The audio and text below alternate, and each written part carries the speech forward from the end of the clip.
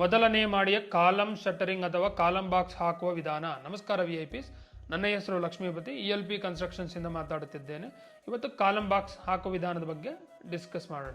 ಮೊದಲಿಗೆ grid line ಮತ್ತು central ಲೈನ್ಗಳನ್ನು ನೆಲಮಾಡಿಯಿಂದ ಮೊದಲನೇ ಮಾಡಿಗೆ ಸರಿಯಾಗಿ ಟ್ರಾನ್ಸ್ಫರ್ ಮಾಡಬೇಕು.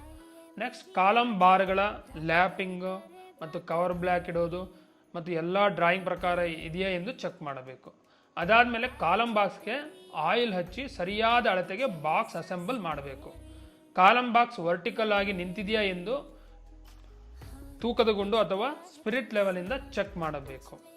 ಜೋಡಣೆಗಳಲ್ಲಿ ಗ್ಯಾಪ್ ಇರಬಾರದು, ಸಿಮೆಂಟ್ ಸ್ಲರಿ ಲೀಕ್ ಆಗದಂತೆ ಮಾಡಬೇಕು. ಮತ್ತು ಕಾಂಕ್ರೀಟ್ ಆಗುವಾಗ ಕದಲದಂತೆ ಕಾಲಮ್ ಬಾಕ್ಸ್ಗೆ ಸಾರ್ವೆಗಳದಿಂದ ಅಥವಾ ಪ್ರಾಪ್ಸಿಂದ ಸಪೋರ್ಟ್ ಕೊಡಬೇಕು. ನೋಡಿ, ವಿಡಿಯೋದಲ್ಲಿ ನೋಡ್ತಿದ್ದೀರಲ್ಲ, ಅದೇ ರೀತಿ ಪ್ರತಿ ಸ್ಟೇಜಲ್ಲೂ ಏನೆಲ್ಲ ಚೆಕ್ ಮಾಡಬೇಕು ಅದು ಚೆಕ್ ಮಾಡ್ತಾ ಇರ್ತೀವಿ. Thank you very much.